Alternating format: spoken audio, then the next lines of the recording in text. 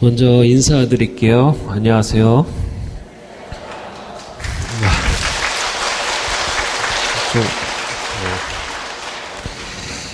제 이름은 보시다시피 강언덕 베네딕토입니다. 아까 시모님께서 언덕이라 부담이 된다고 하셨는데 사실 제가 비빌 언덕이 되려고 노력하고 있습니다. 너무 많이 비비시면 제가 좀 사라집니다. 비벼져갖고. 아무튼 여러분에게 편안하게 다가가려고 하니까 부담 갖지 마시고 편안하게 들어주시고요. 저는 예수에 들어온 지 이제 16년이 넘었고요. 근데 제가 이 중에 6년을 외국에 나가 있었어요. 얼마 전에 이나시오 영성연구소 상임위원으로 발령이 나서 올해 3월부터, 그러니까 이번 달부터 근무를 하고 있습니다. 왜 이번 달부터 하냐면 제가 귀국한 지 얼마 안 돼서 그래요. 6년 동안 4년은 제가 호주 멜버른에서 신학 공부를 했고, 그 다음에 나머지 2년은 미국 애틀란타에서 교포 사목을 했어요. 그러고 왔기 때문에 제가 귀국한 지가 지금 한 석 달밖에 안 됩니다. 그래서 아직 한국이 좀 낯선 게 있어요. 특히 공기가 참, 우리나라 공기가 이랬던가 하면서 좀 새롭게 느끼는 그런 생활을 요구하고 있는데 차차 좀 적응하고 있습니다. 다행히도. 이상이 제 소개였고, 제가 예수의 후원회에서 특강을 몇 번 한 적은 있어요. 그런데 사순 특강은 처음입니다. 사순 특강을 전부터 한 번은 해보고 싶었어요. 그래서 기쁜 마음으로 준비를 하긴 했는데 좀 미흡할지 모르겠어요. 제가 아직 좀 젊고요. 제 뒤에는 이제 쟁쟁한 신부님들이 지금 다음 주부터 기다리고 계시죠? 송신부님부터 이렇게 쫙 오시니까 저는 그냥 워밍업이라 생각하시고 정말 편하게 들어주시면 고맙겠습니다. 해마다 우리가 사순 시기를 이렇게 맞고 있죠. 그래서 우리 마음은 늘 사순 시기가 올 때마다 잘 보내고 싶습니다. 그렇죠? 어떻게 하면 이번 사순은 좀 더 뜻깊게 보낼 수 있을까? 적어도 여기 미사 참례하러 오신 분들은 그리고 또 이렇게 특강을 들으러 오신 분들은 더더욱 그러실 것 같아요. 그러면 사순 시기를 잘 보내려면 어떻게 해야 할까? 사순 시기를 잘 보내려면 어떻게 해야 될까? 첫 번째로 제가 생각하기에 신앙의 기본기가 중요하다고 생각합니다. 신앙의 기본이 안 돼 있는 상태에서 사순 특강 듣는다고 갑자기 열심해지지 않습니다. 그렇죠? 왜냐하면은 그동안 영적인 훈련으로 단련되지 못한 부족한 믿음, 그리고 정화되지 못한 나의 악습이 우리의 발목을 이렇게 딱 잡기 때문에 그래요. 열심히 하려고 해도 그럼 기본이 안 돼 있기 때문에 우리가 못하는 것들이 있습니다. 그 다음에 이런 신앙의 기본기가 없는 분들은 어떻게 해야 될까요? 말로가. 하느님께 대한 사랑보다는 의무감만 남아있는 상태가 될 수 있어요. 의무감으로 성당을 다니시는 분들 있죠? 그리고 하느님을 내가 믿기는 하지만 내가 만들어낸 하느님을 믿는 경우가 있어요.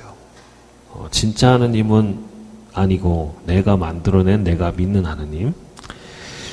그리고 또는 자기도 모르게 원래 그런 마음은 아니었지만 자기도 모르게 하느님을 액세서리로 치장을 해서 나를 돋보이게 만드는 그런 신자가 될 수도 있어요. 하느님의 뜻보다는 내 뜻이 중요한 거죠.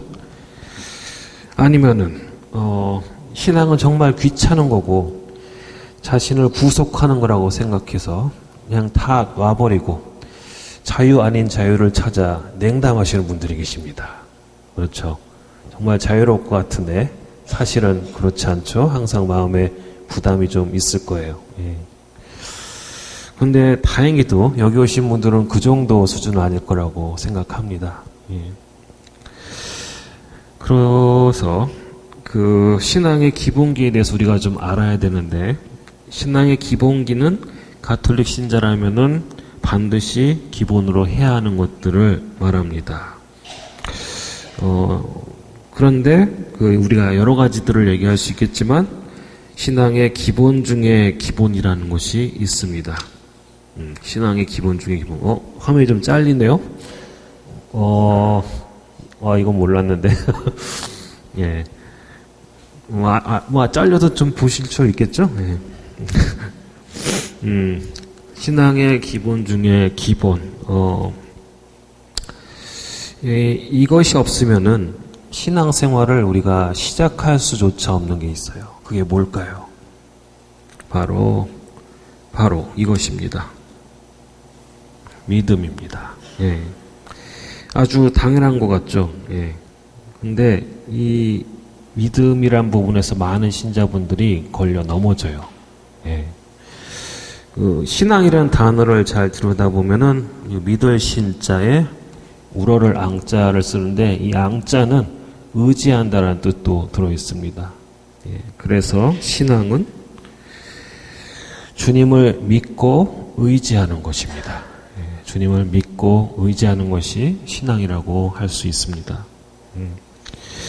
이건 아주 당연한 말인데 우리에게 주님을 믿고 의지하는 것. 근데 이 당연한 것이 우리 신앙생활 중에서 계속 잊혀지고 간과되기가 일쑤입니다. 종종 우리 신자들 행동하는 것을 보면은 믿지 않는 분들하고 별 차이가 없을 때가 있어요.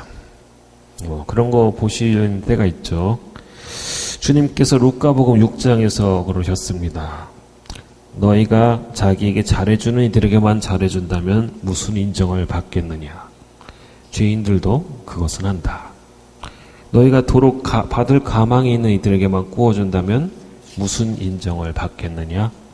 죄인들도 고스란히 되받을 요량으로 서로 구워준다. 즉 우리가 믿지 않는 사람들과 차이가 없다는 말입니다. 이 말씀하시는 것은. 우리가 하나님을 믿는다면은 좀 달라야 되죠. 그런데 왜 우리가 믿는다고 하면서 일반 사람들하고 비슷하거나 아니면 더 못할까? 어떨 때는 오히려 믿지 않는 분들이 더 신자 같을 때가 있습니다. 그럴 때 드는 생각은 우리의 믿음이 참 약하구나 하는 깨달음입니다. 사실 우리가 믿음이 강하면은 제가 이 자리에서 이런 특강할 필요가 없죠. 예, 알아서들 잘하실 건데 우리의 믿음이 약하기 때문에 서로에게 믿음을 북돋아주고 또 용기를 주기 위해서 이런 자리를 마련한 거죠. 그래서 믿음이 어떤 것인지에 대해서 우리가 조금 알아보고 넘어가겠습니다. 예, 우리가 믿음을 갖기 위해서는 몇 가지 조건이 있는데 첫째는 뭘까요? 은총입니다. 첫째는 하느님의 은총이 먼저 있어야 합니다. 이것 때문에 우리가 믿음을 시작할 수가 있어요. 이런 말씀이 있죠. 나를 보내신 아버지께서 이끌어주지 않으시면 아무도 나에게 올 수 없다. 요한복음 6장 44절의 말씀입니다. 이 말씀 그대로 우리는 하느님 아버지의 은총이 없이는 예수 그리스도를 믿을 수가 없습니다. 하느님의 은총이 우리의 의지를 자극하면은 우리의 이성이 하나님을 파악하려고 하게 됩니다. 하지만 하나님의 그 초자연적인 진리를 우리의 이 미력한 이 지성으로는 완전히 파악할 수가 없죠. 예. 빙산의 일각도 안 돼요. 예. 우리의 이성은 그 무한한 하나님을 파악할 수가 없습니다. 완전히. 하지만 하나님께서 우리에게 당신이 바로 길이요 진리요 생명이시라는 것을 파악할 만큼의 능력을 주셨어요. 다행히. 그래서 우리의 지성이 하느님을 알아보게 됩니다. 그걸 깨닫는 순간 우리는 의지적으로 결단을 내리겠죠. 내가 믿어야겠구나 하면서 의지로 결단을 내립니다. 그것이 우리가 믿음을 갖게 되는 과정입니다. 그러나 그렇게 해서 믿음을 갖게 되었다고 해서 우리의 믿음을 강화시키고 또 지속시키는 것은 쉽지 않습니다. 그렇죠? 아시다시피 주님께서는 사도 베드로를 반석으로 삼으셨죠. 그래서 그 위에 교회를 세우셨습니다. 하지만 우리는 베드로의 믿음이 어땠는지 잘 알고 있습니다. 그렇죠? 예, 베드로가 어떤 분이셨는지. 그 약한 믿음 때문에 주님을 향해서 무리를 걸어가다가 실패했죠. 그리고 주님 곁을 결코 떠나지 않을 거라고 호언장담을 했다가 3번이나 주님을 모른다고 배신을 했죠. 그리고 교회의 수장이 됐을 때 나중에 그때도 유다인들이 두려워서 이민족들과 밥을 먹다가 슬그머니 일어납니다. 유다인들이 들어오니까 그걸 가지고 바오로 사도가 엄청 혼을 내죠. 예, 그때 이미 교회의 우두머리가 됐는데도 불구하고 그런 약함이 있었어요. 베드로는. 예. 그럼에도 주님께서는 그걸 다 알고 계심에도 불구하고 베드로를 통해서 우리 교회를 세우셨습니다. 이것은 믿음이 약한 우리에게 아주 큰 희망을 줍니다. 우리가 믿음이 약한 이유가 있어요. 믿음이 약한 이유는 뭘까요? 바로 두려움 때문입니다. 우리가 무섭기 때문에 믿음이 약한 거예요. 베드로가 무리를 걷다가 실패한 것도 무서워서였죠. 그리고 주님을 모른다고 부인한 것도 무서워서였습니다. 두려워서. 그리고 유다인 때문에 이민족과 거리를 둔 것도 마찬가지. 베드로 안에 있는 두려움 때문이었습니다. 다행히도 주님께서는 우리의 그 두려움을 아주 잘 알고 계십니다. 당신도 인성으로 겪어야 했던 십자가의 순환이 있었죠. 그것 때문에 그게 너무 두려워서 겟세마니 동산에서 피땀을 흘리셨던 거죠. 그래서 그분은 우리의 약함을 너무나 잘 알고 계십니다. 그래서 늘 우리를 계속해서 기다려 주시죠. 그게 주님의 끝없는 사랑 때문입니다. 그 사랑 때문에 우리는 믿음이 약하더라도 계속해서 앞으로 나아갈 수가 있습니다. 그래서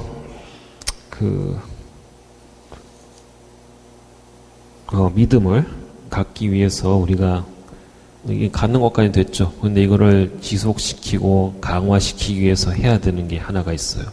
그게 뭐냐면은 포기하지 않는 겁니다. 우리는 약해요. 근데 약한 사람이 포기까지 해버리면 어떡해요? 아무것도 얻을 게 없습니다. 우리는 언제나 발에 걸려 넘어지고 쓰러지고 죄를 짓는 사람들이지만 포기하지 않는 사람이 되어야 됩니다. 포기하는 사람의 대표적인 예가 유다 이스카리옷이죠. 용서받는 거를 포기했어요. 그분은. 그래서 구원을 받지 못했죠. 우리는 다 약합니다. 절대로 포기하지 마십시오. 제일 중요한 거는 포기하지 않는 의지입니다. 베드로는 아시다시피 실패를 많이 했습니다. 근데 실패 횟수가 많다는 건 뭐예요? 그만큼 시도를 많이 했다는 겁니다. 자기가 약함에도 불구하고 주님께 나아가는 것을 멈추지 않았어요. 그러니까 시도하지 않는 사람은 실패할 일도 없는 거죠. 실패해도 괜찮습니다. 주님께서 다 받아주시니까 절대로 포기하지 않고 믿음을 갖는 게 정말 중요합니다. 예수님께서 이런 말씀도 하셨죠? 제자들에게 낙심하지 말고 끊임없이 기도해야 한다고 말씀하셨습니다. 불의한 재판관의 예를 들면서 과부가 엄청 졸라대니까 이제 들어줄 수밖에 없는 거죠. 그런 예를 들면서 낙심하지 말고 끊임없이 기도하라고 말씀하셨고, 또 벙어리막에 들린 아들을 둔 아버지에게 믿음을 북돋아 주시기도 했습니다. 근데 그때 했던 아버지의 그 간청을 우리는 기억해야 됩니다. 저기 굵은 글자로 되어 있죠? 저는 믿습니다. 믿음이 없는 저를 도와주십시오. 이 기도는 바로 우리의 기도가 되어야 됩니다. 늘 약하지만 도와달라고 청해야 됩니다. 그래서 신앙의 기본 중에 기본은 약하지만 포기하지 않는 의지의 믿음을 갖는 겁니다. 의지의 믿음. 때문에 우리 모두는 지금보다 의식적으로 또 의지적으로 더 하느님을 믿으셔야 됩니다. 아시겠죠? 예. 자, 그 다음부터 이제부터 이런 믿음에 기반한 본격적인 신앙의 기본기에 대해서 말씀을 드리겠습니다. 신앙의 기본기는 여러 가지로 우리가 이야기를 할 수 있을 거라고 생각해요. 하지만 그 중에서도 제가 생각하는 신앙의 기본기는 5가지가 있습니다. 첫째는 뭐냐면은 미사입니다. 성체성사. 그리고 두 번째는 뭘까요? 고해성사입니다. 두 번째. 그리고 세 번째는 성경 읽기. 그리고 네 번째는 기도. 마지막 5번째는 교리를 준수하는 것입니다. 어때요? 맞는 것 같아요? 다행입니다. 아닌 것 같은데요 하고 막 손 들면 예, 맞는 것 같죠? 그런데 여기에다가 한 가지가 더 있습니다. 플러스 봉사입니다. 이렇게 말하면 이제 6가지라고 말할 수 있는데 좀 글자가 잘려서 죄송한데요. 6가지라고 할 수 있는데 저는 그걸 6가지라고 안 하고요. 5가지 플러스 하나라고 합니다. 예. 왜 그러냐면은 이 5가지를 충실히 지키면서 맺어지는 결실이 바로 봉사이기 때문입니다. 그래서 봉사는 다른 말로 신앙의 열매라고 할 수가 있습니다. 그러니까 이 5가지 미사, 고해성사, 성경 읽기, 기도, 교리, 준수를 제대로 해오신 신자분들은 하느님 아버지께서 또 예수 그리스도께서 어떤 분이신지를 성령의 활동으로 체험하게 됩니다. 그런 체험을 하신 분들은 하느님을 머리로 하는 것이 아니고 영혼으로 하느님을 알게 돼요. 영혼으로. 그래서 성모님의 기도가 떠오르죠. 내 영혼이 주님을 찬송하며 나를 구하신 하나님께 내 마음 기뻐 뛰노나니. 이 마니피카세, 이 첫 구절은 성모님께서 하나님을 머리로가 아니라 영혼으로 알게 되었다는 증거입니다. 알고 계신다는 증거죠. 이렇게 그래서 이 탄탄한 기본기가 중요한데 이 기본기를 통해서 하느님을 체험한 사람들은 신앙의 열매를 맺을 수밖에 없습니다. 그 열매가 바로 봉사입니다. 그래서 5 플러스 하나라고 말씀드리고 싶습니다.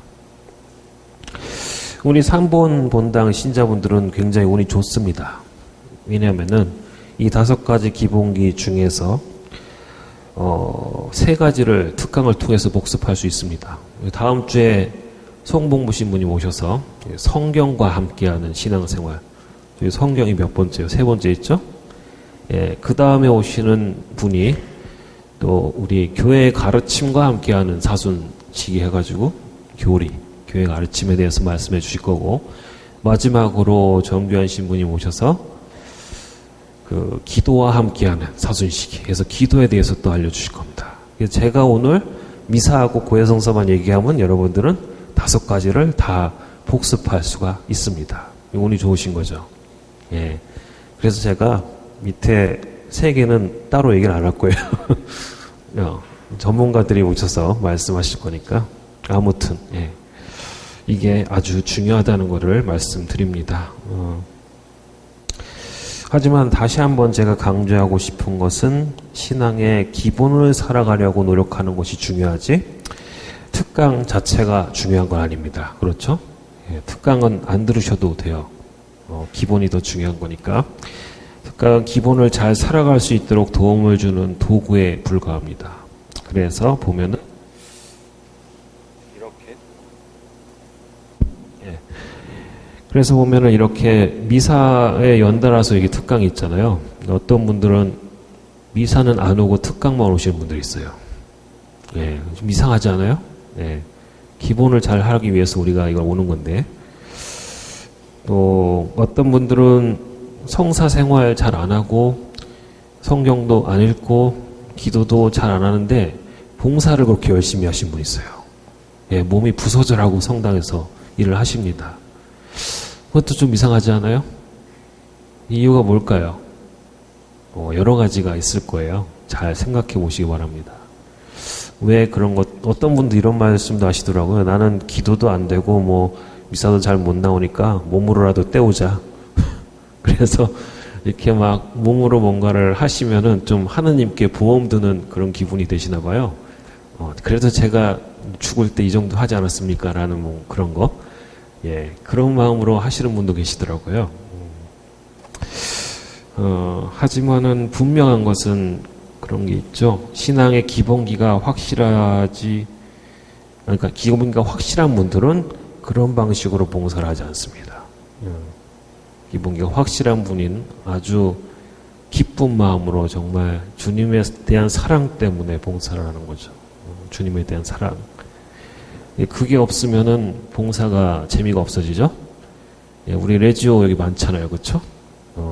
레지오 회합 때마다 우리 열심히 묵주기도 하고 활동 보고 하고 다 하죠. 근데 어느 순간 내가 이걸 왜 하고 있나 하는 생각 들 때 있지 않아요? 예, 있을 겁니다. 내 안에 하나님께 대한 사랑이 사라져가고 있을 때 그래요. 그래서 우리는 기본을 통해서 하나님께 대한 사랑을 키워야 됩니다. 그게 커져야 이웃에 대한 사랑도 커집니다. 하나님을 사랑하는 게 먼저입니다, 여러분. 그걸 꼭 잊지 마시기 바랍니다. 근데 이런 생활, 기본기를 저에게 아주 잘 가르쳐 준 그런 게 있습니다. 그게 뭘 것 같아요, 여러분? 저에게 기본기를 가르쳐 준 요람 같은 곳. 그게 바로 저겁니다. 가정. 예. 오늘 이 특강 주제가 뭐였죠? 제목이? 예, 가정과 함께하는 사순식이죠. 이 가정에 대한 얘기를 제가 그래서 빼놓을 수가 없어요. 가정에는 두 가지 사전적인 의미가 있습니다. 첫째, 한 가족이 생활하는 집, 그러니까 집 자체를 말하는 뜻이 있고요. 둘째, 가까운 혈연관계에 있는 사람들의 공동체라고 국어 대사전에 명기가 되어 있습니다. 그리고 인터넷에 있는 나무위키 백과사전을 보면은 이런 말도 있어요. 주거를 기반으로 의식주 생활을 공유하는 생활 공동체 혹은 공동생활이 이루어지는 공간을 말하며 이 공동체의 구성원은 가족이라고 불린다. 그러니까 좀 더 넓게 이 가정 공동체의 의미를 정의하고 있습니다. 주거를 기반으로 하는 공동체지만 그게 꼭 그 혈연 관계일 필요는 없다라고 말해요. 거기 가족에 대한 개념이 조금 바뀌어서요. 가족에 대해서도 우리가 알아보겠습니다. 가정이나 가족이나 영어로는 family예요. 똑같은데 한국말로 하면 조금 다른 의미가 있습니다. 주로 부부를 중심으로 한 친족 관계에 있는 사람들의 집단 또는 그 구성원이라고 할 수 있고요. 또는 혼인, 혈연, 입양 등으로 이루어진다라고 말합니다. 그러니까 꼭 혈연은 아니더라도 입양도 있으니까 생활을 공유하는 가족으로 이루어진 공동체가 가정이라는 거죠. 예. 그래서 우리가 가정을 이룰 때 이런 형태가 되죠. 예, 이거 우리 많이 봤죠? 가계도라고 하는 겁니다. 가계도. 가운데 내가 있죠? 나를 중심으로 해서 직계로는 이제 부모님 자녀들이 있고 더 나가서 뭐 고조부까지 있죠. 고조모. 그리고 손자들까지 이제 내려가고 이제 반계, 수평적으로는 형제들이 있고 사촌들이 있습니다. 그렇죠? 근데 이게 복잡하니까 제가 간단하게 줄여서 일반적인 가정의 구조를 보면은 이렇게 되어 있습니다. 나랑 혹은 배우자가 있고 위로는 부모, 아래로는 자녀, 좌우로는 형제, 자매가 있죠. 예. 이것이 바로 일반적인 가정의 모습입니다. 그렇다면 우리 신자들이 지향하는 성가정의 모습은 어떨까? 나자렛 성가정의 모습을 한번 볼까요? 이렇게 돼 있죠. 예수님이 중심에 있고 위로 하느님 아래로 성령님, 마리아와 요셉이 함께하는 공동체죠. 예. 아주 이상적인 공동체죠. 그런데 오늘날의 성가정은 그럼 어떤 모습이 될까? 이건 예수님의 그 성가정이었고, 오늘날의 성가정의 구조는 이렇게 되어 있습니다. 일반적인 가정의 모습도 보이지만 다른 점이 있죠. 바로 이 가족 구성원들이 성부, 성자, 성령, 삼위 하나님께 대한 신앙 안에 있다는 점입니다. 그리고 마리아 요셉의 전구를 청하고 있다는 거죠. 예, 이런 모습으로 살고 계시죠, 다들? 예, 웃으시는 분들 맞다는 얘기인가요? 예, 이런 모습으로 우리가 살아야겠죠. 예. 내가 속해서 살고 있는 가정이 이런 성가정의 모습을 갖고 있느냐 아니냐는 우리 신앙생활에서 아주 중요합니다. 왜냐하면 신앙의 기본기, 제가 아까 말씀드린 그 기본기는 주로 가정의 부모와 어른들을 통해서 자녀들에게 전달되기 때문에 그렇습니다. 저 역시 신앙의 기본기를 이 가정을 통해서 배웠습니다. 유아 세례를 받았고요. 어릴 때부터 열심히 하셨던 어머니를 따라 성당을 다녔고, 정신 차려 보니까 성당에서 복사를 하고 있었고요. 또 기본적인 기도와 또 교리, 성경에 대해서 다 어머니께 배웠습니다. 마치 예수님께서 성모 마리아로부터 교육을 받으신 것처럼 저도 어머니로부터 그런 신앙을 물려받았습니다. 이것은 우리 프란치스코 교황님도 마찬가지셨어요. 그래서 저는 어릴 때 주일학교 가면요, 주일학교에서 사실 배운 게 없어요. 가서 친구들하고 재밌게 논 거 기억나고, 선생님들하고 즐거웠던 기억이 있지만은 제가 거기서 특별히 어떤 교리를 잘 배웠다던가 신앙에 대한 어떤 큰 가르침을 얻었다는 거 하나도 없어요. 제가 배운 건 다 가정을 통해서 배웠습니다. 그래서 이 어머니를 통해서 배운 이 신앙의 정수가 또 어릴 때 그렇게 가정을 통해서 제가 몸으로써 배운 그런 것들이 심지어 사제가 되어서도 제가 아까 미국 본당에 가서 2년간 사목을 하고 왔다고 그랬잖아요. 거기 가서도 제가 어렸을 때 배웠던 걸 끄집어내서 그 기억들로 사목을 했어요. 그만큼 이 가정을 통해서 기본기를 배우는 건 아주 중요합니다. 이 신앙생활의 체험이 얼마나 힘이 있는지 몰라요. 가톨릭 교회고리서 1656항을 보면은 가정교회라는 말이 나옵니다. 교회는 하느님의 가정인데 또한 가정 자체가 교회라는 말입니다. 좀 잘렸지만 제가 읽어볼게요. 흔히 신앙에 대해 무관심하며 저기까지도 품는 이 세상에서 이 시대의 신앙인들의 가정은 활력이 넘치고 빛을 발하는 신앙의 요람으로서 중요한 역할을 한다. 그러므로 제2차 바티칸 공의회는 가정을 오래된 표현에 따라 가정교회라고 부른다. 가정에서 부모들은 말과 모범으로 자기 자녀들을 위하여 최초의 신앙 선포자가 되어야 하며 각자의 고유한 소명을 특별한 배려로 육성해야 한다. 라고 가톨릭 교회 교리서에 나와 있습니다.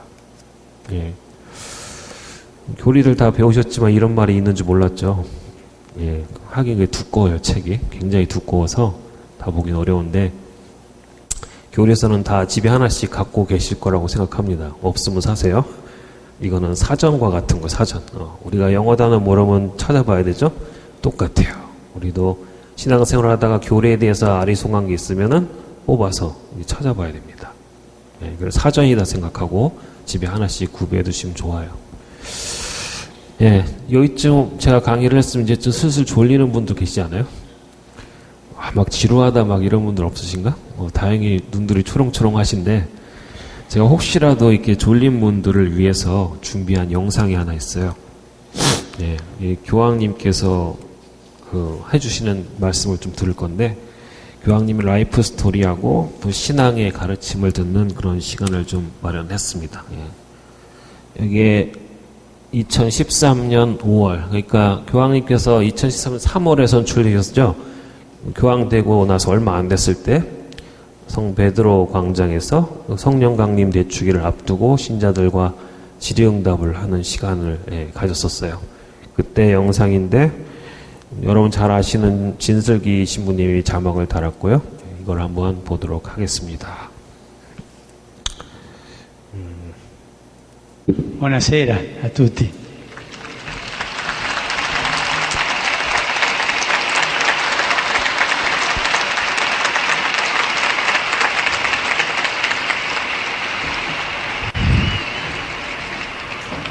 Sono contento di incontrarvi e che tutti noi ci incontriamo in questa piazza per pregare, per essere uniti e per aspettare il dono dello Spirito. Io conoscevo le vostre domande e ho pensato, questo non è senza conoscenza. Primo la verità, e ne ho qui scritte. Ma quella prima, come lei ha potuto raggiungere nella sua vita la certezza sulla fede e quale strada ci indica perché ciascuno di noi possa vincere la fragilità della fede? È una domanda storica perché riguarda la storia mia, la mia vita, no? Io ho avuto la grazia di crescere in una famiglia in cui la fede si viveva in modo semplice e concreto. Ma soprattutto è stata mia nonna, la mamma di mio padre, che ha segnato il mio cammino di fede. Era una donna che ci spiegava, ci parlava di Gesù, ci insegnava il catechismo. Ma ricordo sempre che i venerdì santi ci portava alla sera alla processione delle candele e alla fine di questa processione arrivava il Cristo giacente e la nonna ci faceva, a noi bambini, inginocchiare e ci diceva: guardi, è morto, ma domani risuscita. Ho ricevuto il primo annunzio cristiano proprio di questa donna, della mia nonna, no? È bellissimo quello. Il primo annunzio in casa, con la famiglia, no? E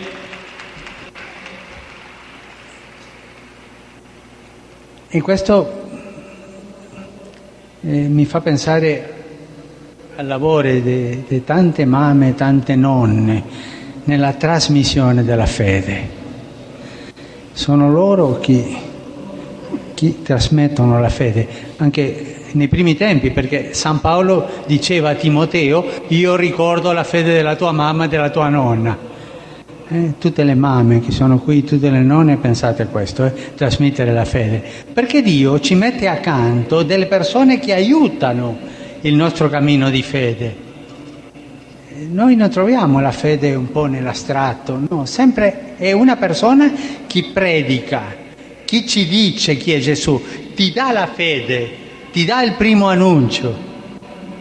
E così è stata la prima esperienza di fede che ho avuto. Ma c'è un giorno per me molto importante, il 21 settembre del 53, avevo quasi 17 anni, era il giorno dello studente, per noi il giorno della primavera, da voi il giorno dell'autunno. E prima di andare alla festa sono passato alla parrocchia dove andavo. E ho trovato un prete che non conoscevo e ho sentito la necessità di confessarmi. E questa è stata per me un'esperienza di incontro. Ho trovato che qualcuno mi aspettava, ma non so cosa è successo, non ricordo, ma non so proprio perché era quel prete là che non conoscevo, ma è perché ho sentito questa voglia di confessarmi, ma la verità è che qualcuno mi aspettava, mi stava aspettando da tempo, e dopo la confessione ho sentito che qualcosa era cambiata. E io non ero lo stesso, avevo sentito proprio come una voce, una chiamata. Ero convinto che io dovevo diventare sacerdote. E questa esperienza nella fede è importante. Noi diciamo che dobbiamo cercare Dio, andare da Lui a chiedere perdono, ma quando noi andiamo, Lui ci aspetta, Lui è prima. Noi in spagnolo abbiamo una parola che spiega bene questo. Il Signore sempre ci primerea, è il primo, ti sta aspettando. E quello è proprio una grazia grande, trovare uno che ti sta aspettando. Ma tu vai peccatore, ma ti sta aspettando per perdonarti.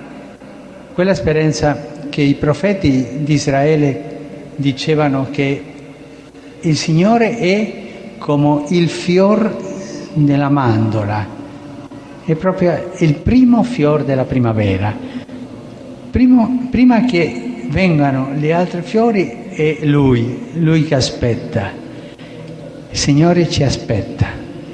E quando noi lo cerchiamo, troviamo questa realtà che è Lui aspettarci per accoglierci, per darci il suo amore, e questo ti fa nel cuore uno stupore tale che non lo credi, e così va crescendo la fede. Con l'incontro con una persona, con l'incontro con il Signore. Qualcuno dirà, no, io preferisco studiare la fede nel libro. È importante studiarla, ma guardi, con quello solo non basta. L'importante è l'incontro con Gesù, l'incontro con Lui, e quello ti dà la fede, perché è proprio Lui che te la dà.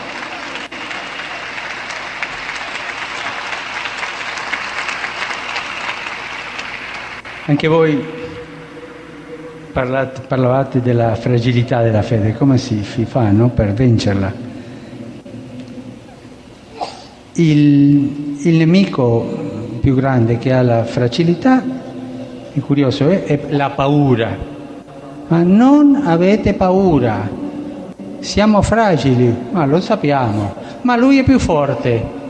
Se tu vai con Lui non c'è problema, un bambino è fragilissimo.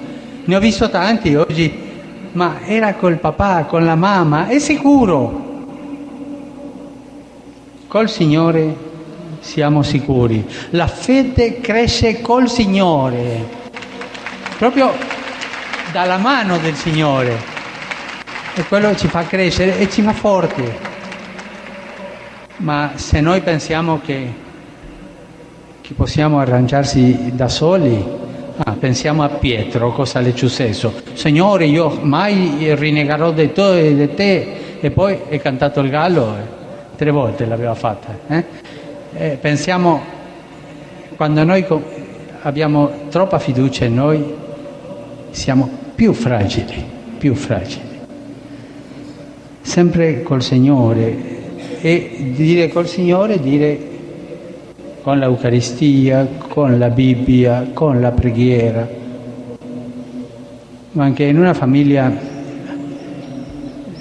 anche la mamma, e anche con lei, perché lei è quella che ci porta al Signore, è la madre, è quella che sa tutto. Anche pregare la Madonna e chiederle che come mamma mi faccia forte, quello che penso io sulla fragilità, almeno la mia esperienza. Io, una cosa che mi fa forte tutti i giorni è pregare il rosario alla Madonna. Io sento una fortezza tan grande perché vado da lei e mi sento forte.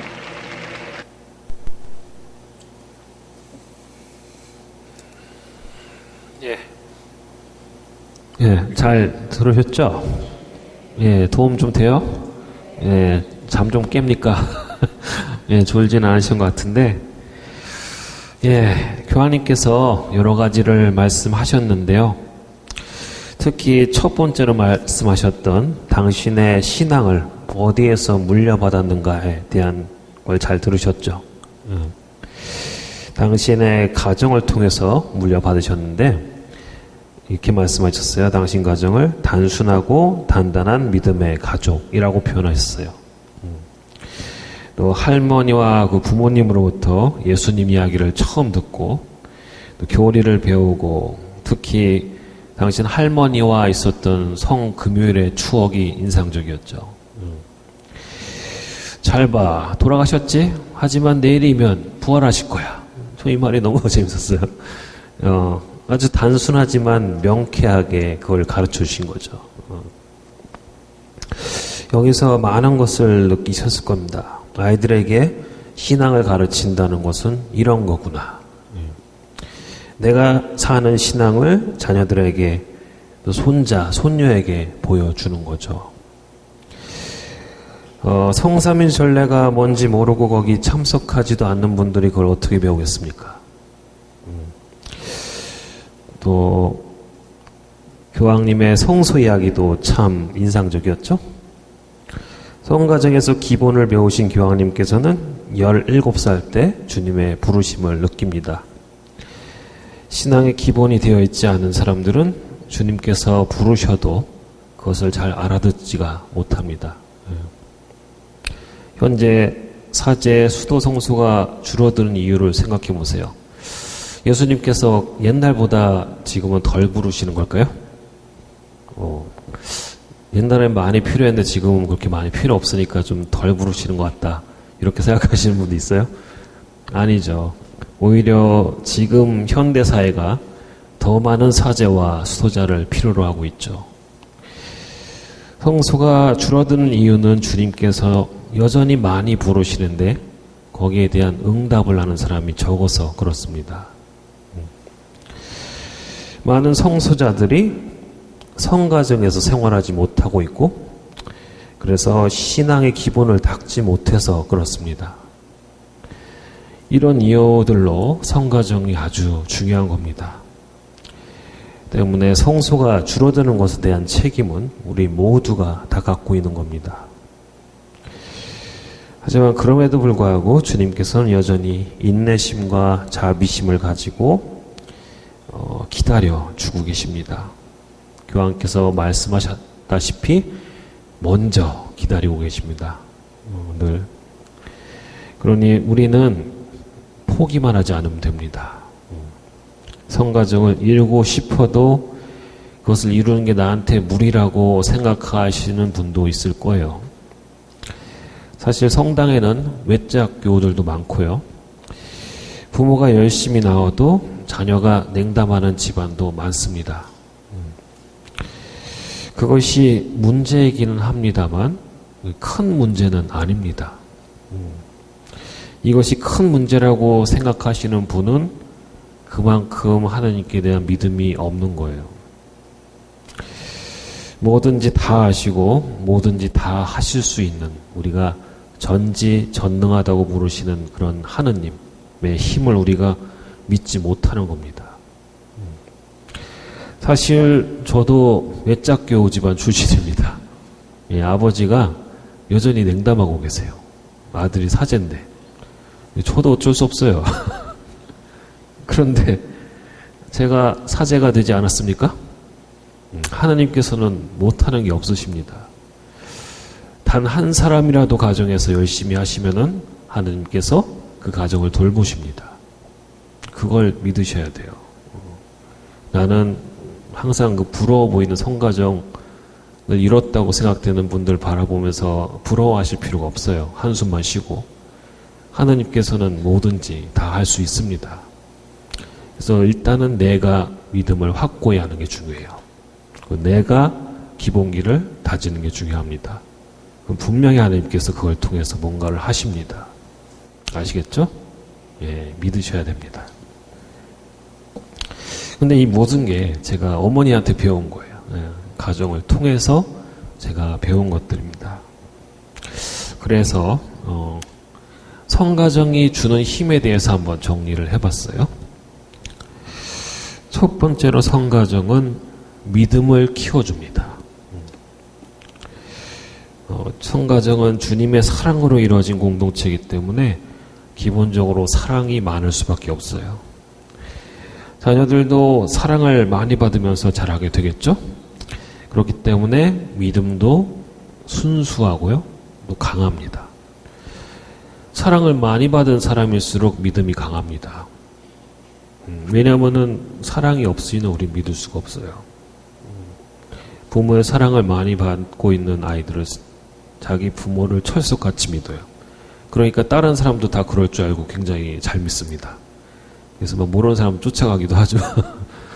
근데 그게 나쁘다고 좀 보진 않아요. 그만큼 원래 우리 사회는 서로를 신뢰하면서 살아야 되는 거죠. 그래서 사랑이 많을수록 믿음도 강해진다라는 거. 그래서 우리의 믿음을 키워준다. 둘째로 공동체 생활을 잘 하도록 돕습니다. 공동생활의 가장 기초가 되는 게 가정이기 때문에 거기서 잘 양육된 자녀는 교회에서도 올바르게 공동체 생활을 할 수밖에 없습니다. 셋째는 정말 중요한 건데 하나님을 체험하게 해줍니다. 살다 보면 누구나 반드시 시련을 겪게 되죠. 예, 여태까지 시련 겪은 적이 없다 하시는 분들은 기다리십시오. 곧 옵니다. 예, 마음의 준비를 하고 기다리셔야 됩니다. 예, 반드시 겪어요. 당신께서 사랑하시는 사람에게 주님께서는 반드시 당신의 십자가를 주십니다. 그래서, 근데 이때 그 성가정에서 자란 아이들은 부모와 형제의 사랑과 또 기도로서 이 시련을 극복하는 법을 배웁니다. 그래서 하나님을 체험하게 되죠. 가정 안에서. 하나님을 체험하면 할수록 우리의 믿음은 어떻게 돼요? 더 강해집니다. 더 깊어지고. 그리고 마지막으로 자신의 성소에 대해서 올바르게 식별하게 됩니다. 아까 교황님 얘기 들으셨죠? 교황님이 당신의 성소를 어떻게 알아봤겠어요? 그런 튼튼한 신앙 가정 안에서 자랐기 때문입니다. 많은 성수자들이 안타깝게도 하느님의 부르심을 듣지 못하는 반면에 이렇게 성가정에 자란 아이들은 하나님께 항상 열려 있습니다. 그래서 주님의 부르심을 식별을 할 수가 있게 됩니다. 아시겠죠? 반면에 성가정을 통해서 신앙의 기본기를 제대로 배우지 못한 자녀들은 나중에 혼인을 하고 가정을 꾸려도 신앙생활을 제대로 하지 못하는 경우가 많습니다. 많은 젊은 부부들이 가톨릭 교회의 전례를 따른 신앙생활에 대해서 잘 모릅니다. 예를 들어 사순시기가 언제 시작하는지, 제의 수요일이 뭔지, 언제 금식을 하고 금육을 해야 되는지, 성주간이 뭔지, 성삼일 전례가 뭔지, 또 성유 축성미사가 뭔지 등등에 대해서 아는 것이 없습니다. 왜냐하면은 가정을 통해서 배운 적이 없기 때문에 그래요. 부모님이 자기를 그런 데 데려간 적이 없는 거예요. 겨우 주일만 지키거나 그것도 못 지키는 경우가 많습니다. 예. 그래서 가정 안에서 부모님들을 통해서 또 할머니 할아버지를 통해서 신앙을 물려받는 게 아주 중요합니다. 또 일부 젊은 분들 중에 오래 냉담을 하다가 이렇게 정신 차려서 다시 성당에 와서 열심히 하시는 분들도 있어요. 그런데 그분들 보면은 그동안 기본기를 제대로 못했기 때문에 봉사하는 그 곳곳에서 구멍이 드러납니다. 그러다 보면은 이분들이 어떻게 변하냐면요. 신앙생활보다는 인간관계, 그리고 본당의 일 중심으로 변합니다. 거기를 통해서 하느님 만나기보다는 글쎄요, 신부님 또는 주위 사람들에게 인정받는 그런 거, 예, 목적이 변하는 거죠. 성당에 나오는 이유가.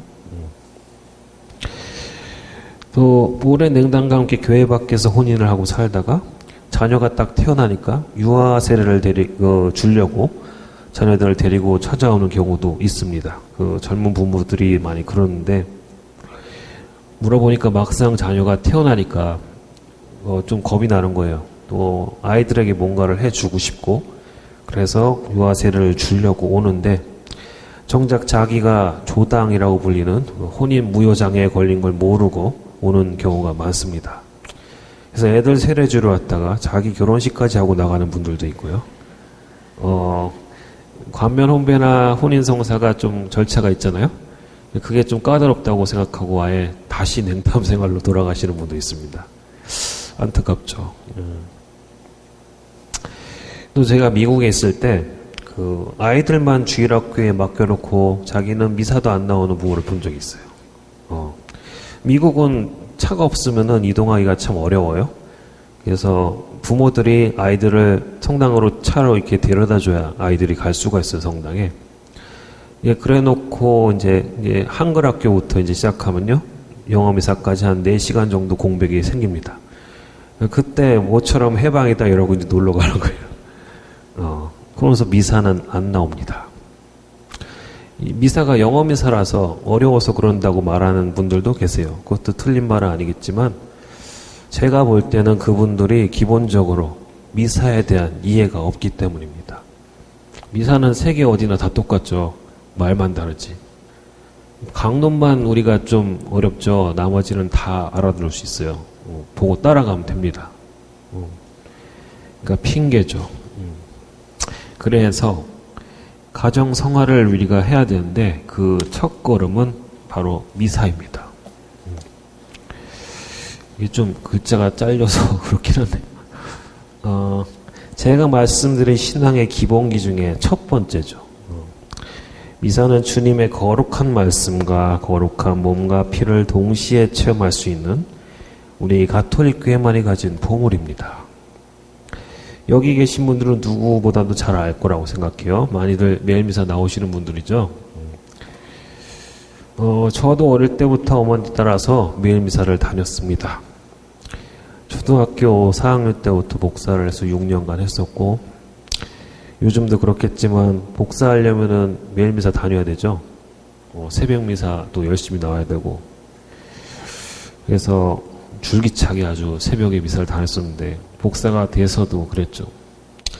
한 번은 추운 겨울이었어요. 새벽 미사를 하러 이제 복사하러 가는데 거리가 좀 있어서 자전거를 타고 갔었어요. 영하에 몇 도인지 뭐 굉장히 추웠죠. 근데 빙판길에 제가 넘어졌습니다. 자전거를 타다가. 그래서 팔 이런 데가 다 까진 거예요. 그런데도 피를 흘리면서 성당에 가서 임무를 완수했죠. 예, 그랬던 기억이 나요. 그래서 제가 복사를 싫다고 했던 적은 없었던 것 같아요. 제가 복사를 서면서 좋아했던 게 있는데, 신부님께서 거양성체를 하실 때 그걸 제일 가까이에서 바라볼 수 있다는 게 전 좋았어요. 복사가 가장 가까이서 봅니다. 여기 앞에 앉으신 분들보다 여기 더 가깝죠. 한 1m 정도 거리에서 바라보는 거죠. 그냥 그게 그렇게 좋았습니다. 제대에서 가장 가까이에서 주님을 바라보는 것 자체가 너무 좋았습니다. 제 성소는 아마 거기서부터 시작이지 않았나 싶어요. 또 어머니와 함께 매일 미사에 참석하고 복사를 하고 또 성체의 모습으로 오시는 주님을 바라보고 또 모시면서 저희 내면에서 주님께서 부르시는 목소리를 들었던 것 같아요. 하여튼 미사는 그래서 정말 중요합니다. 미사에 관한 교회의 가르침 2개인데 이게 잘려서 다 읽기가 어렵네요. 중요한 건 성체 성사가 거양되는 미사는 그리스도교 삶 전체의 중심이라는 거. 그리고 그리스도교 삶 안에서 이루어지는 모든 활동은 미사와 밀접한 관계를 맺으며 미사에서 흘러나오고 미사를 향해서 들어갑니다. 라고 이렇게 미사경본 총지침 16항에 나와 있어요. 또 이 미사전례는 교회 활동이 지하는 정점이며 동시에 거기에서 교회의 뭐죠 저기 저도 이게 안 써놔가지고 하여튼 뭐 중요한 게 흘러나오는 원천이라고. 죄송합니다. 갑자기 저게 뭘까요? 아마 교회의 핵심 같아요. 또 신앙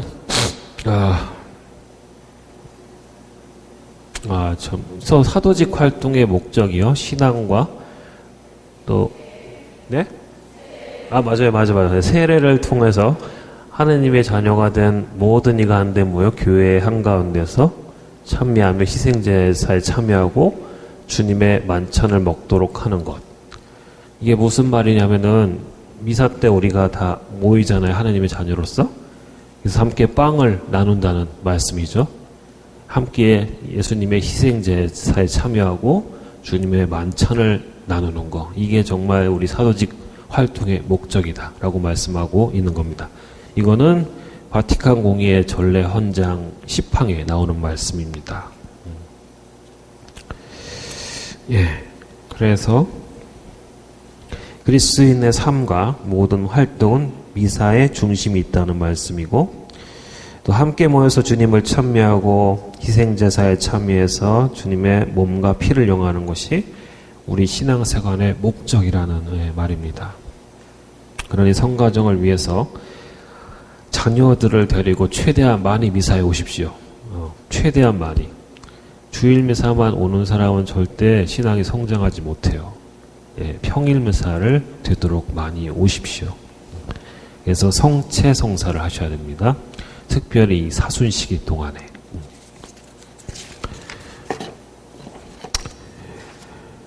그리고 두 번째로 미사와 더불어서 중요한 것이 고해성사입니다. 이는 신앙의 기본기 중에서 두 번째죠. 미사와 고해성사는 아주 밀접한 관계에 있습니다. 매일 미사를 하시는 분들은 성체성사를 하시는 분들이기 때문에 고해성사를 게을리할 수가 없습니다. 주님의 몸을 매일 받아 모시는데 자신의 죄를 성찰하고 반성하지 않을 수 없는 거죠. 만약에 매일 미사를 하면서도 죄에 대한 성찰을 게을리하고 있다면은 그분은 버릇처럼 미사에 참여하고 또 성체를 영화하시는 매너리즘에 빠져 있는 겁니다. 매일 미사를 하면서 고해성사 잘 안 하시는 분들은 명심하셔야 돼요. 내가 그러고 있는지를 한번 잘 들여다보시기 바랍니다. 제가 이렇게 고해성사를 자주 보시라고 말씀드리면은 미국에 있을 때 나의 지긋하신 분 어르신께서 이런 말씀하신 적이 있어요. 신부님, 저는 매 일상이 똑같아서요. 별로 죄 지을 게 없어요. 이렇게 말씀하시는 분들이 있어요. 근데 사실 그 말씀이 저는 틀리진 않았다고 생각합니다. 많은 어르신분들이 삶이 굉장히 루틴하잖아요. 똑같아요. 그런데 근데 한편으로는 그분이 성찰을 제대로 안 해서 그렇게 말씀하실 수도 있다고 저는 생각을 해요. 자기 죄에 대한 성찰을 게을리하면은 그렇게 될 수가 있죠. 우리가 하루를 살아도요, 하루만 살아도 참 많은 죄를 짓습니다. 지을 수 있어요. 정말로. 생각과 말과 행위로 그걸 우리가 정말 세세하게 따져보면은 생각보다 꽤 될 것 같아요. 그런데 그것을 내가 의식하지 못하고 지나간다고 해서 그 죄가 깨끗해지는 건 아니죠. 여전히 남아있어요. 그래서 고해성사는 우리 몸을 씻는 거하고 똑같습니다. 우리가 목욕을 1년에 2번만 하진 않죠? 예, 목욕 1년에 2번 안 하는데 우리 신자들은 고해성사를 1년에 2번만 하시는 분들이 많습니다. 성탄 때, 구할 때, 대림과 사순 시기에만 하시는 분들이 있어요. 우리가 그렇게 눈에 띄게 더럽지 않아도 외출을 하면 반드시 손 씻고 얼굴도 씻고 하잖아요. 그게 왜냐하면 눈에 보이지 않는 세균들, 눈에 보이지 않는 미세먼지들 이런 거를 씻어내기 위해서. 그렇죠? 우리는 알고 있어요. 우리가 깨끗해 보이지만 더럽다는 거. 예.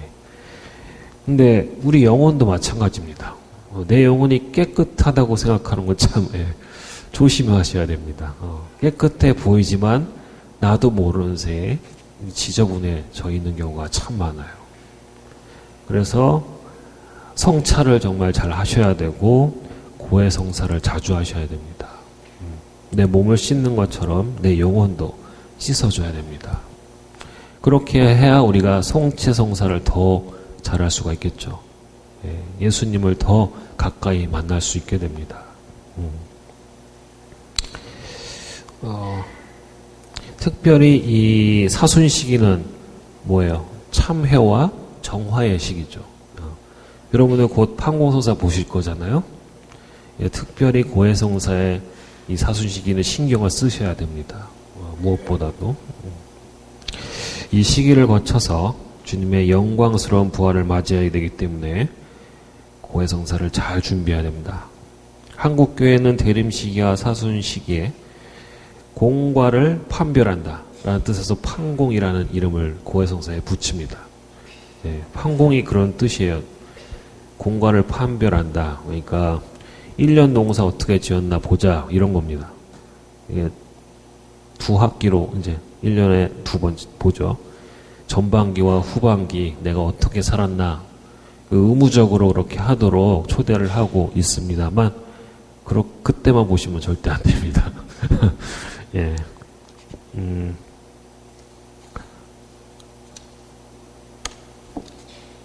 가톨릭 교회 교리서를 보면은 이런 말씀이 있습니다. 죄인은 회개하기 위하여 기꺼이 다음과 같은 참회 행위가 필요하다. 마음에는 통회가, 입에는 고백이, 행위에는 온전한 겸손과 유효한 보속이 있어야 한다.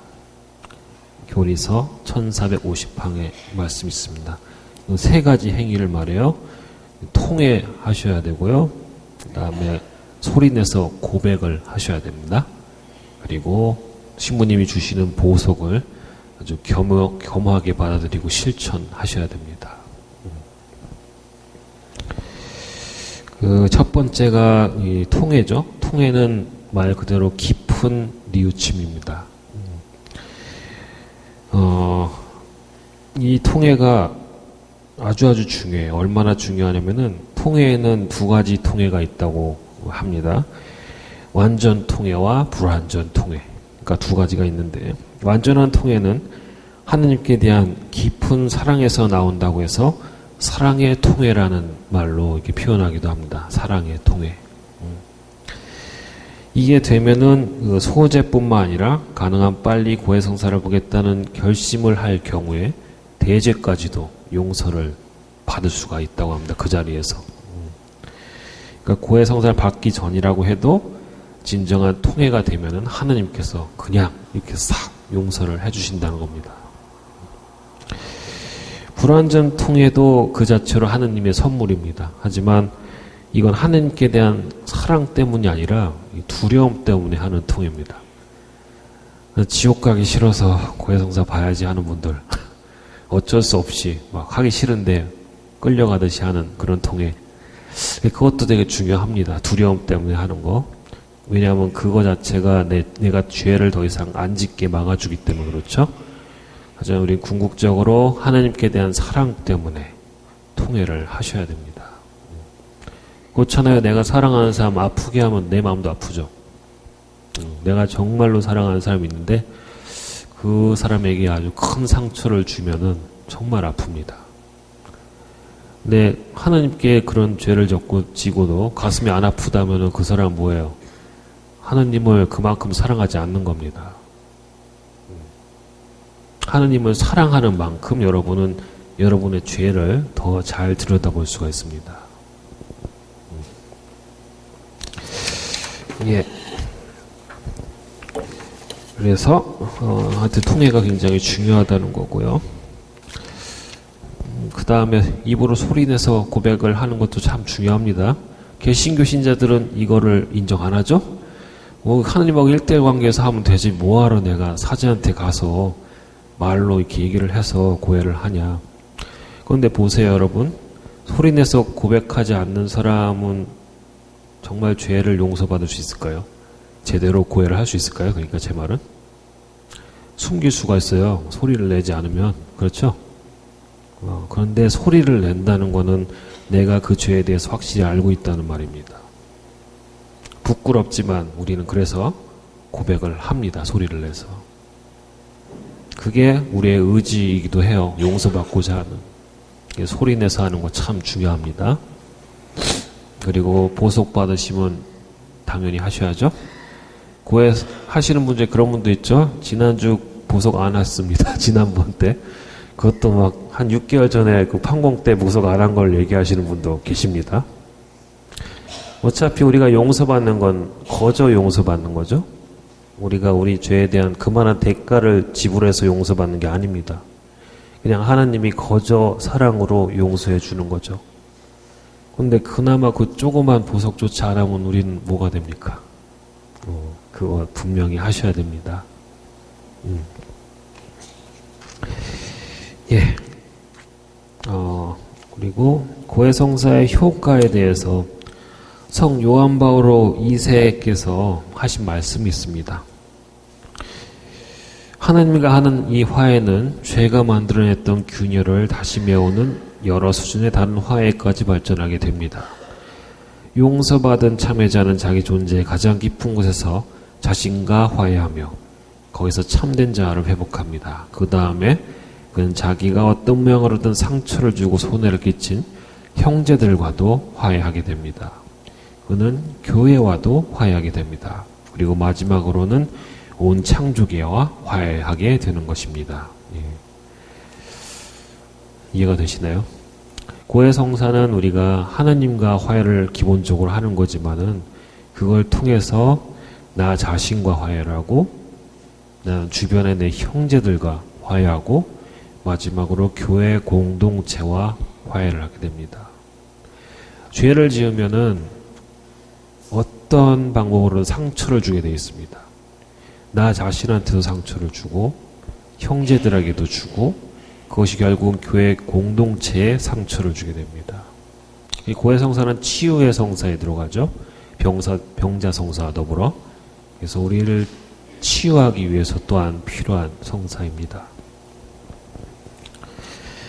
예, 여기까지가 이제 고해성사까지 했죠. 미사와 고해성사 간단하게 제가 짚어드렸고요.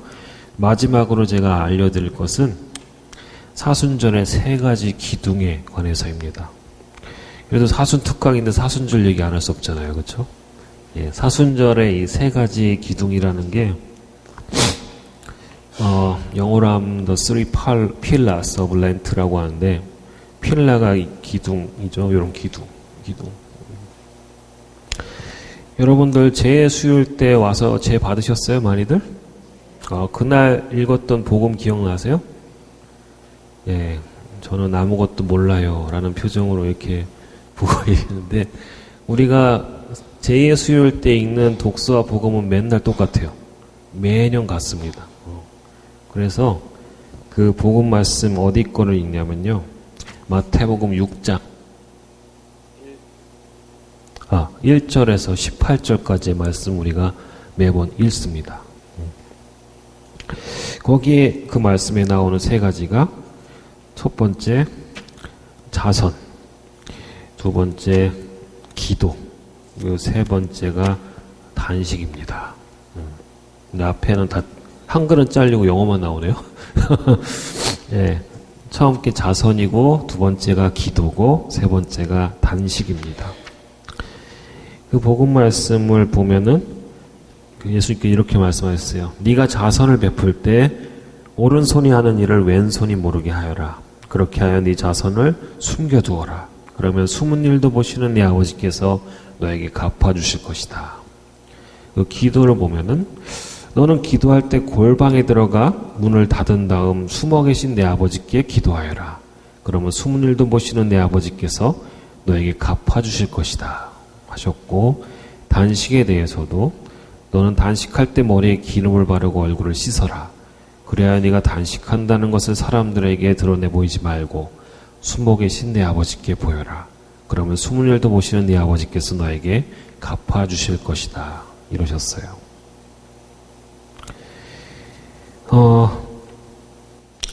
이 세 가지를 말씀하실 때 공통적으로 반복하시는 말씀이 있어요.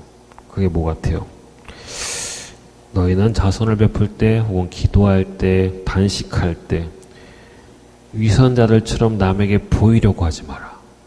그리고 대신 숨어 계신 내 아버지께 보여드려라. 그럼 숨은 일도 보신 아버지께서 너에게 갚아주실 것이다. 이게 공통적으로 3번 나옵니다. 내가 하는 자성과 단식과 기도를 숨어 계신 아버지께 보여드리라는 말씀은 뭐예요? 왜 하필 숨어 계신 아버지께 보여드리라고 했을까? 사람들에게 보여주지 말고. 이 뜻은 이 3가지를 통해서, 자선과 기도와 단식을 통해서 남이 아니라 하나님을 깊이 만나라는 얘기입니다. 하나님을 깊이 만나라는 얘기예요. 이거는 절대로 남을 위해서 하는 게 아니라 하나님을 위해서 하는 거고 내 자신을 위해서 하는 겁니다. 그렇죠? 예를 들어 머릿속에 기도할 때 내가 기도하는 모습이 저 사람에게 어떻게 보일까 신경 쓰는 사람 제대로 기도할 수 있겠어요? 없죠. 남을 신경 쓰면 절대로 기도할 수 없어요. 오직 하나님만을 바라보셔야 됩니다. 그렇죠? 기도는 하나님께 집중하게 해줍니다. 우리가 기도를 한다는 건 하나님께 집중한다는 겁니다. 그리고 단식은 나 자신을 돌아보게 만듭니다. 내 안에 있는 것을 버림으로써 나 자신을 더 잘 보게 되죠. 단식을 통해서. 그리고 자선은 뭐예요? 이웃을 살피는 겁니다. 자선을 통해서. 그래서 하나님과 또 나와 이웃을 하나로 이렇게 묶어주는 역할을 합니다. 뭘로 묶어주냐면은 사랑으로 묶어줍니다. 사랑으로. 여기서 우리는 사순절의 목적을 발견할 수가 있습니다. 사순절은 자성과 기도와 단식을 통해서 하느님을 사랑하고 나를 사랑하고 이웃을 사랑하는 것이 그 목적입니다. 그렇게 해서 주님의 부활을 준비하는 기간인 거예요. 마치 이 사순절은요, 사순시기는 1년에 한 번 있는 집중 코스랑 같아요. 영어로 하면 인텐시브 코스라고 하죠. 그냥 그것만 파는 겁니다, 아주. 예. 그래서 이 시기는요, 어느 때보다 여러분들이 신앙적으로 성화되기에 아주 좋은 시간입니다. 다른 시기에 여러분 단식 잘 안 하잖아요. 그렇죠? 예, 보석도 잘 안 해요. 근데 사순 시기이기 때문에 우리는 좀 더 우리를 내려놓으려고 노력을 하게 됩니다. 그래서 이 기회를 잘 잡으셔야 됩니다. 아주 황금 같은 기회고, 또 전례적으로는 이 기간은 세례와 견진을 준비하는 시간입니다. 그리고 이미 세례 받은 신자들은 뭐예요? 세례 갱신 서약을 준비하는 시기이기도 해요. 그래서 부활절 때 꼭 하죠. 부활절 때 세례를 받기도 하고 견진을 받기도 하고, 이걸 일반 신자들은 세례 갱신 서약을 하게 됩니다. 그만큼 나를 새롭게 만들겠다는 얘기예요. 이 기간은 아주 그래서 중요합니다. 여러분들이 그걸 잘 할 수 있는 시간이에요. 그래서 이 사순 시기는 성가정을 열망하는 여러분들에게 조로의 기회입니다. 그래서 집에 돌아가셔서 가족들에게 오늘 배운 것들을 잘 설명해 주십시오. 예. 그리고 이 기회를 절대로 놓치지 말기 바랍니다. 그러면은 마지막으로 오늘 강의 정리하겠습니다. 첫 번째는 신앙의 기본 중에 기본은 뭐라? 믿음입니다. 예. 그 믿음은 어떤 믿음이냐면은 포기하지 않는 믿음입니다. 그리고 믿음을 갖고 키우기 위해서 하나님의 은총이 첫 번째로 필요하고 포기하지 않는 의지가 필요합니다. 우리의 의지. 그리고 신앙의 기본기는 5가지: 미사, 고해성사, 성경 읽기, 기도, 교리, 준수, 플러스 봉사가 있다고 했죠. 그리고 신앙의 기본기를 기르기 위해서는 가족 구성원들이 성가정을 이루는 게 또한 중요하다입니다. 그리고 성가정을 이루기 위해서 무엇보다도 가족들과 미사와 고해성사에 충실하셔야 됩니다. 특별히 이 사순시기 동안 최대한 많이 미사에 나오시고 준비 잘 하셔서 고해성사를 꼭 보십시오. 그리고 사순시기의 목적은 정화와 또 참회를 통해 하나님을 깊이 만나는 시기입니다. 그래서 단식과 자성과 기도를 통해서 하나님을 사랑하고 또 나를 사랑하고 다음에 이웃을 사랑하는 법을 배우는 시기며 또한 나와 나의 가정을 성화시킬 수 있는 절호의 찬스입니다. 아시겠죠? 예. 예, 이상입니다. 좀 지루하셨을 텐데 잘 들어주셔서 감사하고 다 기억에 남길 그렇게 되면 좋은데요. 사실 우리가 잊어먹는 동물이라 그렇게 못하시더라도 이 중에서 중요한 거 하나만 꼭 기억하시기 바랍니다. 절대로 까먹으면 안 되는 거, 기본기 확실하게 해야 된다는 거. 예. 그리고 포기하지 않는 믿음을 꼭 가지셔야 된다는 거. 그렇게 해서 우리가 조금의 노력을 하면요, 나머지는 하나님께서 다 도와주십니다. 아시겠죠? 예, 좋은 신앙생활 사순시기 되시기 바랍니다. 영광이 성부와 성자와 성령께, 성부와 성자 성령의 이름으로 아멘. 감사합니다.